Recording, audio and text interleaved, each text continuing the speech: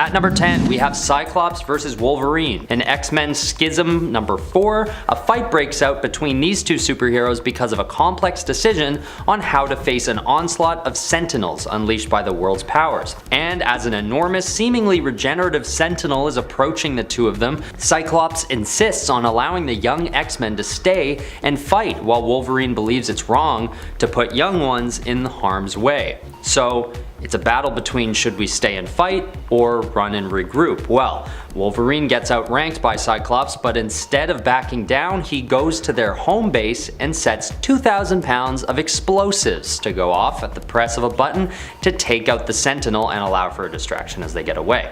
Cyclops is angered by the subordination and decides to take it out on Wolverine as they start to battle it out. And the Sentinel is coming right towards them just to make everything worse.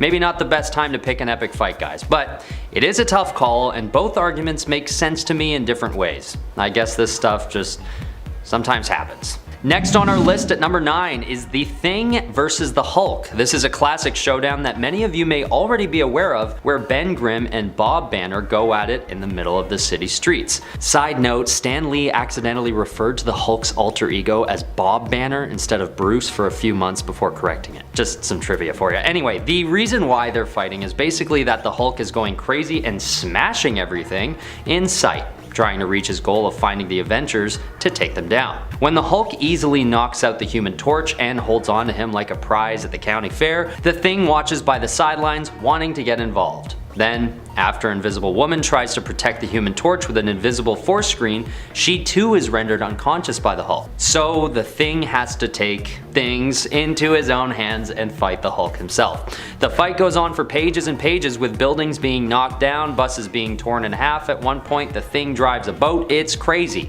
Unfortunately, it ends with the crazed Hulk getting the best of Benjamin Grimm, leaving him exhausted both physically and mentally, clambering back to his feet. Alright, at number 8 we've got Superman versus SHAZAM. In 1996's Kingdom Come, we witness a fight between these two, initiating at the end of issue 3 and carrying out into issue 4. The reason behind the fight is complicated, but to keep it simple, SHAZAM has been brainwashed by Lex Luthor, so it's not really him controlling his own actions.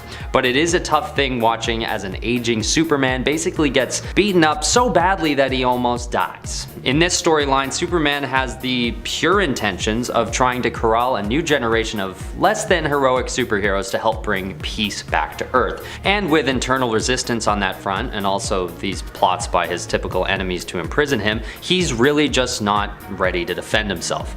Not to mention, he's totally caught off guard, and once again, he's older. Luckily, after some serious blows of magical electricity coming from SHAZAM, Superman is finally able to get through to his alter ego and speak directly to Billy Batson, saving himself and ultimately a whole lot more from what could have been a game-changing move for Lex Luthor and the others. Unfortunately, there's still a lot of destruction done when SHAZAM sacrifices himself to detonate an enormous bomb early in the air above the battlefield, saving countless lives. Number 7, Black Widow and Black Widow. Well, when most think of Black Widow, they think of Natasha Romanoff. There is another. This second Black Widow is Yelena Belova. While she and Nat would become allies, they started off as actual enemies. Both of them were raised and trained in the Red Room, and Yelena felt that she was the one who should hold the title of Black Widow, not Natasha. Nat would eventually have to use manipulation to make Yelena see that being the Black Widow was not this amazing pinnacle to aspire to. These two would, as I said, eventually get along, but it was a really rocky start, with Yelena viewing Natasha as a traitor, and the latter seeing the former as deluded. I'm gonna introduce Yelena to the MCU, so I have a question. How many of you are Yelena fans, or even knew about her? Small random test sample survey, go. Coming in at number 6 is Namor, again, versus Daredevil this time. In this instance, Namor is being arrested as if the human legal system is any match for a superhero, and to represent him, he decides to hire the blind Matt Murdock, aka Daredevil. Basically, Namor is angry because he wants a place on land for his people who have only ever lived under the sea. In fact, he actually wants to sue the entire human race for denying them their birthright, as he calls it. Matt, being the pragmatic lawyer that he is, simply acknowledges that there's just no legal precedent for suing the whole human race. This obvious and very astute point throws Namor the Submariner into a rage that he takes to the streets without using the door. And in this moment is actually when Daredevil first wears the red suit that we all know, and it's in preparation for his fight with Namor, where Daredevil is off to protect humanity from an outraged underwater superhero. So, this fight between two superheroes is heated by an external issue that forces them to clash. In so many words, Daredevil's sense of duty is clashing against Namor's rage. They take the fight directly to the streets, busting down lampposts, crumbling brick walls, and even taking over a wrecking ball at one point. The fight ends with Namor winning, naturally, claiming that Daredevil had been the most courageous of all his foes, at least, despite having faced off against the Fantastic Four and the Avengers. And that's a pretty good accolade for Daredevil if I've got to say anything about it. Number 5. Namor and Black Panther. Two kings fighting over whose kingdom is better and who should have mastery. Also, they just really clash personality wise. It takes a decent amount of ego to rule, and T'Challa handles his with more grace than Namor, who can at times fall into megalomania and just slips into straight up villainy sometimes too. Still, these two can also respect each other. You can make their relationship fairly malleable. But well, they've fought for decades, and fans have a very let them fight mentality, alongside a who would win. Black Panther stabbed Namor that one time. Namor's been killed a few times actually. Beheaded by Hyperion once. Ouch. Okay, at number 4, it's the battle between Thor and Beta Ray Bill. This battle is pretty epic considering it's the fight that would determine whether or not Beta Ray Bill is worthy of Mjolnir, Thor's hammer. He'd already shown his worth by actually being able to pick it up, but that wasn't enough, as Thor fights back against his new contender. The battle rages into a river of lava, leaving both warriors exhausted, lying on an obsidian raft. But they float steadily towards a lava fall, waterfall made of lava, you know what I mean. Beta Ray Bill shows his worth further by saving an unconscious Thor from the deadly plunge. After all is said and done, the two warriors end in a draw, approaching Odin with the results. And instead of taking away Thor's hammer and handing it over to Bill, Odin offers him a brand new weapon called Stormbreaker.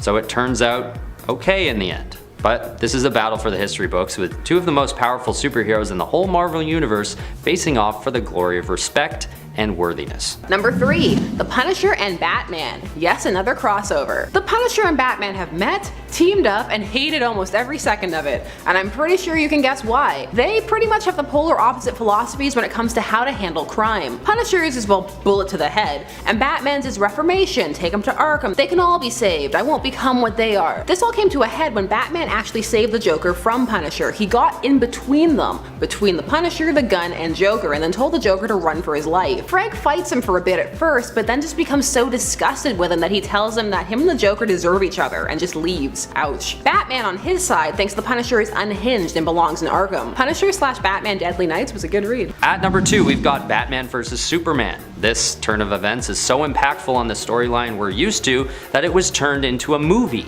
These two had a relationship so tight they were like brothers, who sometimes fought. But most of the time these fights would be due to mind control, like in the Hush storyline when Superman is brainwashed by Poison Ivy and sent to attack Batman. But we all know the fight that really puts these two near the top of our list is the one in Frank Miller's Dark Knight Returns. This storyline, set in the future, depicts an older, more brutal Batman who is wreaking havoc against crime in Gotham.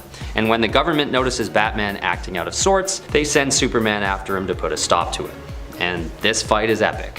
What really makes it cool is that you'd expect a human Batman to be totally outmatched by the Kryptonian alien Superman, but the matchup is more even than you'd expect. And it ends with the two in what seems like almost a draw. But that's where I'll leave it for the few of you who don't know what happens still. Needless to say, it's a pretty insane face-off, but I think it's fair to say that the world is better off with these heroes on the same side. Okay, finally at number 1, there's Avengers vs. X-Men. This showdown has happened before this new event coming out soon, it just didn't involve the Eternals. And of course the context will most likely be different.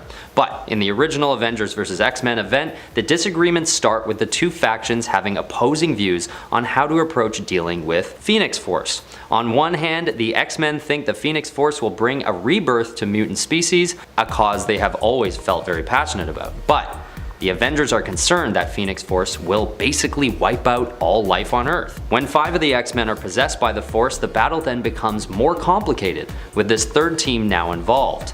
And what's good about this is that the Phoenix 5 then become a common enemy between the remaining X-Men and the Avengers, who start trying to take them out one by one. Eventually, it's just Cyclops with the Phoenix Force in him, and he basically gets turned into full-blown Dark Phoenix, putting an end to the fighting between the Avengers and the X-Men. Because you don't really have time to fight each other when there's a Dark Phoenix with a laser vision flying around.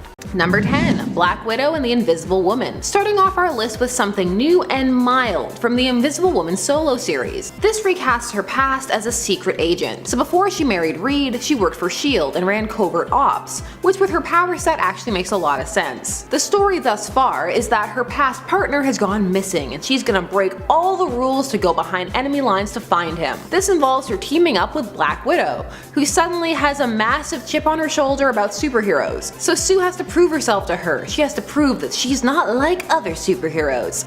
Natasha, are you okay? You've been on so many superhero teams. I know you're a clone, but you have all the memories of the other Nat, who Hydra Cap killed. So these two just have beef until Sue proves herself to her by faking a drinking contest. So it's low because it's not full hate or sustained, but it's odd. This is a 5-issue mini, by the way. It's pretty good. Check it out if you have the time. This is manufactured conflict. Manufactured conflict is manufactured. Does Nat not remember the time Sue fought the entire Avengers team to a standstill after the government took her kids and forced them out of the Baxter building? Reed's just noped out of that. He knows better than to try and stop an angry Sue. Number 9. Hal Jordan and Batman. So Green Lantern and Batman, since they started teaming up in the late Silver Age, Brave and the Bold, there has been friction. Batman has never fully appreciated Hal's attitude, which ranges from cavalier to I'm doing exactly what the Guardians tell me. But this really came to a head when Hal went evil. And also there's some beef from Hal's side from the time he was desperate enough to go to Bruce for help with his alcoholism and just got turned away. Post-Parallax, Bruce wanted nothing to do with Spectre Hal and didn't trust him at all.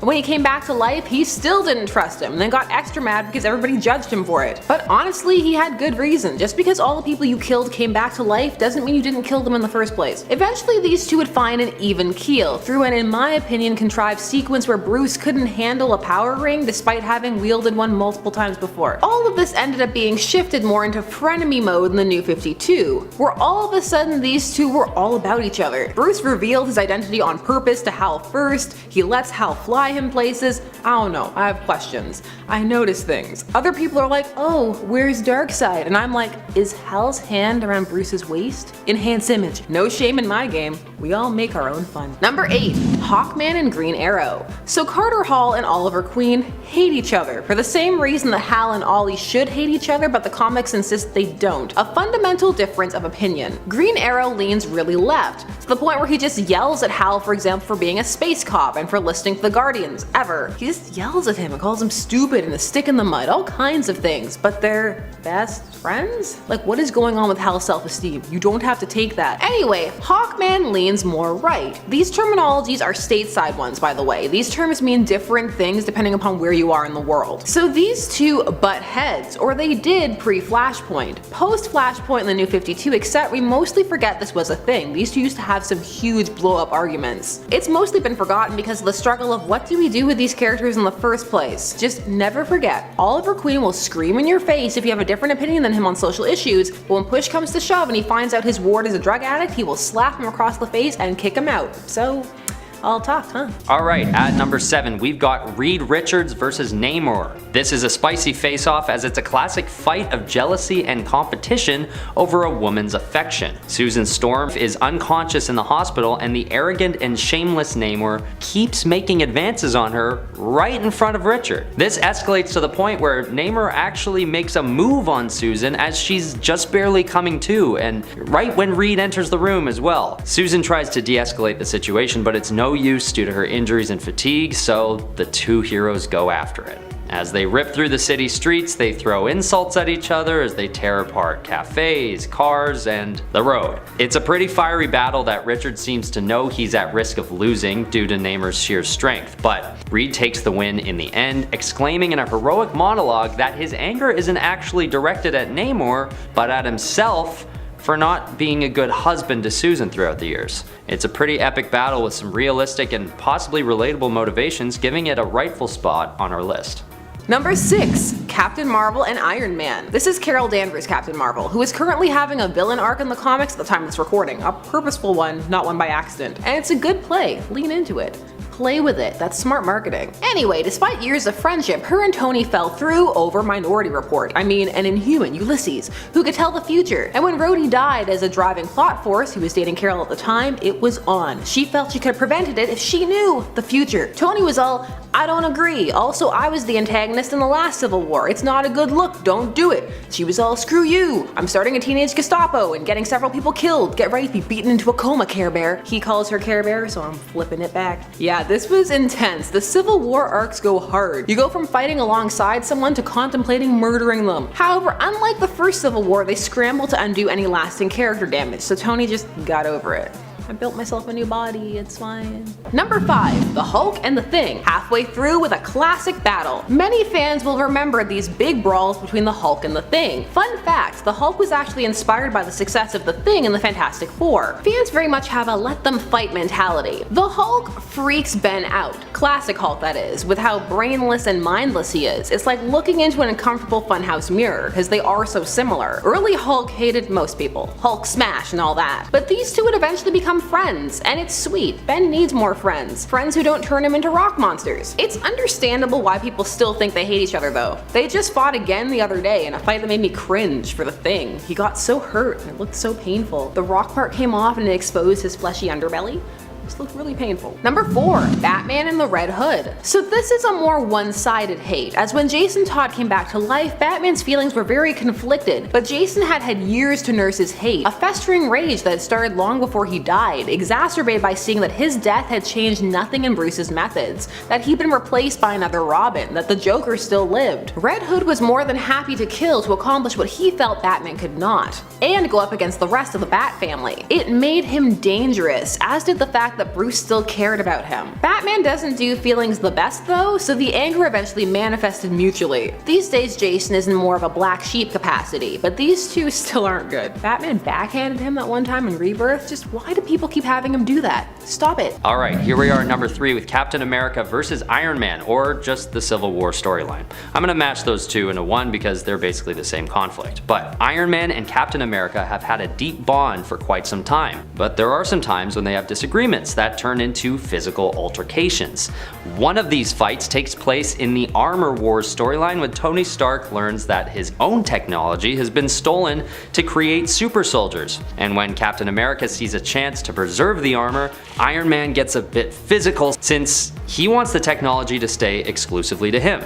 So Iron Man knocks out Cap with an electrical charge and leaves the room. But this altercation doesn't even compare to the fight they have during the Civil War event, which we all know has Iron Man and Captain America pitted against each other in their own factions. When Captain America goes in for a handshake in Civil War issue 3, he leaves an electron scrambler on Tony's hand, which immobilizes his whole suit, leaving him on the ground while the rest of the team faces off. But Tony isn't done, gets up to land a massive blow on Steve, tearing his mask and nearly severing his jawbone. It's sad to see old friends fight like this, but it definitely makes for a pretty exciting read. Number 2, Reed Richards and Thor. So this occurred during the first Civil War, Civil War I. Thor was dead at this point, and so the pro-registration side felt that they needed something on their side, a big heavy hitter, some brawn. They needed some muscle. The Hulk was in space, kept there by them. This is leading up to Planet Hulk. So Reed thought, what if we just clone Thor? I have the tech, I have the DNA, I can do anything really. And Tony was like, yeah, go for it. This is why we're such good friends. Needless to say, when Thor found out about all this, he wasn't happy. He was furious. This messed up their relationship for a while, and justifiably so. Stop cloning people. Most people don't want to be cloned. Bad blood. Also, Thor didn't even want to be on that side, so double blow. Civil War, what a time, both times. I can't wait for Civil War 3. Number 1, She-Hulk and Star Fox. So She-Hulk hates Star Fox for a couple of reasons, like influencing her emotions and making her believe she was in love with John Jameson, Werewolf Jameson, and so she married him. She found this out while she was trying to discover if Star Fox had used his powers on her to make her sleep with him. This was while she was defending him for his other rapes that he had committed canonically because Thanos implanted memories in him that made him doubt himself, but not even the real Thanos. It was not the strongest plot. Jen is justifiably incredibly angry about all of this, but also at herself because he didn't influence her in the defending of him or the sleeping with him department. She changed her whole life after finding out about her and John though. She divorced John. It hurt how she could perceive her own thoughts. I hate him too. Cupid powers showcased in the grossest way. This is the plot that for many ruins Star Fox, while others are like, it's the writer's fault, not Star Fox. Share your thoughts. Number 10. Wonder Woman and Spider-Man. Now I didn't fall and hit my head, nor am I just some fake nerd girl noob. These two met in the sequel, spiritual sequel to Spider-Man and Superman's first team-up. In their first team-up, they fought Lex Luthor and Doc Ock, who had kidnapped their ladies and also were planning to blow up the Earth. So this first team-up was Superman versus the Amazing Spider-Man, and the sequel is just Superman and Spider-Man. Just them hanging out. It was bigger with more heroes and Dr. Doom flaunting his diplomatic immunity. However, at one point during this, Spider-Man ended up meeting Wonder Woman and basically his brain melted and he went va-va-voom, so much woman, and just hit on her constantly. Meanwhile, she had bought into the media hype by the Bugle that he was essentially a supervillain. And so the two fought, but they sorted it out quickly. He still hits on her for the rest of it though. I can imagine Wonder Woman being one of the many heroes who find Spider-Man annoying. So this is low because the hate was brief, bright, and then over. Mostly I just wanted to tell you this happened. It's one of my fave crossovers, mostly because Doom and Superman have a really deep conversation about the responsibilities about walking the earth as essentially a god. Friends, who knew? Number 9. Bishop and Gambit. So Bishop was really convinced for a time that Gambit was the traitor he was looking for who had betrayed the X-Men and led to their downfall and hence the dystopian future that he came from. So why did he think this? Well, Bishop was born and raised in this future and he was taken in by a man named LeBeau, which we know to be Gambit, Remy's last name. The man who raised him was also known as the Witness, the last person to have seen the X-Men alive. Later Bishop would come across a recording of Jean Grey who said the X-Men had been destroyed by a traitor on the inside, which led him to suspect the Witness. When he traveled back in time and met the X-Men, he came to believe that Gambit was a younger version of the Witness and fought him, and proceeded to attempt to warn anyone who would listen about him, and also just give him side-eye constantly. Gambit of course responded in kind. No one likes being accused of potential future crimes. You hear that, Carol? No one. It would later come out that Gambit was not a traitor, so these two would squash their beef. Number 8. Guy Gardner and Fire. This occurred during their time on the JLI, the Justice League International. So Guy used to be really nice, up until he received brain damage fighting Sinestro. When the writers brought him back, they felt they had to do something to cure what they called his terminal blandness, which is harsh. So they gave him a brash, rude new toot. But since it was the result of brain damage by comic logic, if he got conked on the head again, it could just be reversed. And that's what happened. Then him and Ice, the best friend of Fire, started going out. Best friend in quotes, there's some hints there about other things going on. However, when he reverted back to his now established Guy ways, she wasn't into that, but she felt that she had seen the true man and hence was motivated to stay with him, even though he frequently embarrassed her or made her uncomfortable. This made Fire not like Guy very much at all, and while he didn't appreciate her butting into his relationship, this would all be solved, including the eventual Superman Guy Ice triangle, by Ice dying. That's one way to end a feud. The writers would later go on to say that her death was a mistake, an attempt at drama that fell flat. Number 7. Jean Grey and Emma Frost. This comes to us from New X-Men, the Grant Morrison run. And the genesis of this one, we've talked about it numerous times at this point. Jean and Cyclops were having problems. Emma, fresh off surviving the Genoshan genocide, started giving him psychic therapy. During this point, the two started having a psychic affair, an affair where she would masquerade as Jean as the Phoenix. It was all kinda messed up. So when Jean found out about all this, she was understandably upset. Less understandably, she psychically tortured Emma because of it. When Jean lets her powers go, she's terrifying. Full stop. Anybody who questions how she uses them has a long history to call back upon. This conflict would be solved through plot convenience. Jean would just kinda become the Phoenix and poof away. Now that description will bother some people who really felt the gravitas of her sacrifice, but different strokes for different folks. Maybe I'm Zorn. I was Zorn the whole time. Who wasn't Zorn but was Zorn. Number 6. Storm and Emma Frost. Emma and Storm have beef, and Storm gets along with Doom, so that's saying something. Although is it? Lots of people get along with Doom. Doctor Strange stayed at his castle with him when they went to rescue Doom's mom, and they had a nice time, at least it seemed like it. They had a nice dinner. I want to have dinner with Doom. So when Emma was the White Queen of the Hellfire Club, she tortured Storm, trying to force information from her mind. Emma even pulled the I don't want to hurt you, I want us to be friends. So obviously when Emma joined the team and would later rise to a role of leadership within it, a role that Storm has herself occupied at points, the best points in my opinion, she would clash with Storm. Also, Emma gives her grief for being royal and is all, Your Highness? you were the white queen of a supervillain club. These two have fought multiple times and Emma has lost. So you can write these two as cordial, but I don't know, I like their kind of drama. A little friction is fun. Not everyone should get along perfectly. It's okay for some characters to not let everything go. At number 5, we've got Spider-Man vs. Wolverine. This face-off has such a crazy build-up that it actually needs its own issue called, you guessed it, Spider-Man vs. Wolverine. They fight because Spider-Man finds himself caught up in an ongoing operation that Wolverine had been a part of for a long time before the events of this story. And it's, like I said, it's a long story, but basically this woman named Charlemagne is in such a predicament involving Russian assassins and basically an internal manhunt for her arrest, so she actually asks Wolverine to end it for her, to save her from going to a gulag. Spider-Man notices Logan is about to actually make her wish come true. He swoops in, and this is the last straw for Logan. This fight takes place in a graveyard of all places, leaving the two superheroes in a stalemate, each of them seriously threatening to end each other's life.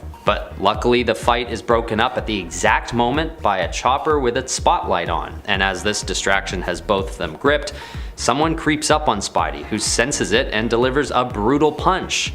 But unfortunately it wasn't Wolverine. Instead it was the woman he'd been trying to save, and the punch kills her. I mean, don't be too hard on yourself, Spidey. It's what she wanted, right? And even Logan acknowledges that she probably planned it that way. Number 4, Kitty Pryde and Emma Frost. Yes, Emma made the list twice. Look, a lot of people have problems with her. Take it up with them. This is again because of Emma's time as a villain. Kitty met her for the first time when she was young and Emma had imprisoned them, and she never forgot it and hasn't really forgiven. Kitty finds Emma to be cold, cruel, and manipulative and doesn't trust her. She's made sure that she can best her, and Emma is a little afraid of her. I mean, you should be afraid of someone who hates you so passionately and openly. But sometimes Emma has proved her right. On Emma's side, she's a bit colder about it, but it's hard to like someone who hates you and makes such a loud show of it, also rips your heart out. Their fights are really cool though. Phasing fights are always great, and then you add a psychic element to that and you've got a great matchup. Number 3, Hawkeye and the Swordsman. Yeah, classic beef. So Hawkeye was a villain before he eventually had a change of heart. Now the Swordsman actually started off as a villain for Hawkeye. He had actually trained Hawkeye when the two were both villains. At that point he was called Trickshot, which is a better name. So when the Swordsman wanted to join the Avengers, obviously Clint didn't trust him and kept a close eye on him, which led to him being denied entry, which then led to him kidnapping Captain America. So yeah, hate justified. The Swordsman has been on the Avengers since though, so I guess he got what he wanted. Number 2, The Darkness and WITCHBLADE. Yes, we're leaving Marvel and DC for a moment. I know, it's a September 26th miracle. I filmed it that day. What kind of miracle is it? Whenever you're watching it, it's that day's miracle. So the WITCHBLADE is actually conceived as the result of a truce liaison between the Darkness, a cosmic entity, and Angelus, the embodiment of God's light, whom the Darkness resents for bringing life into the empty chaos that had been its domain. The Darkness would begin inhabiting human hosts as time went on, passing itself down through a chosen bloodline, always male. He would still bear the grudge against Angelus and manifest that in his attitude to those who wielded the WITCHBLADE. Their confrontations are violent, dangerous, and at times oddly sexual, because WITCHBLADE is, if you've seen WITCHBLADE, it's a lot. It's an intriguing relationship that will span all of time, played out through human hosts. Number 1, Cyclops and Wolverine. All of you from part 1 were like, Sasha, Cyclops and Wolverine hate each other? Everyone knows this. And yes, they do. But they were on rivalries. But yes, this has crossed the line into hate on more than one occasion, and is part of what people know about them, so they deserve to be on here too. How do they hate each other? Let me count the ways. They were fighting over the same woman, yes, but that's only part of it. A small part. They have fundamentally different personalities, and even with her gone, they still fight with each other. Scott is uptight and wound so tight he could snap, and he does sometimes. He leads through countermeasures, so oftentimes as an opposing force rather than an inspiring one. He kowtows to authority and loves rules and order. Wolverine is a much more free agent, driven by passion, thumbing his nose at authority, and is softer than he would first appear on the surface. He also feels that Scott is a bit of a hypocrite. This is cause when push comes to shove, Cyclops is usually pretty happy to let Wolverine do the things that he can't. Here's the thing, these two can also be friends. It's a weird dynamic where just a few things would need to shift and they'd be a terrifying, unstoppable duo. So it's probably a good thing most of the time that they can't see their way clear to that.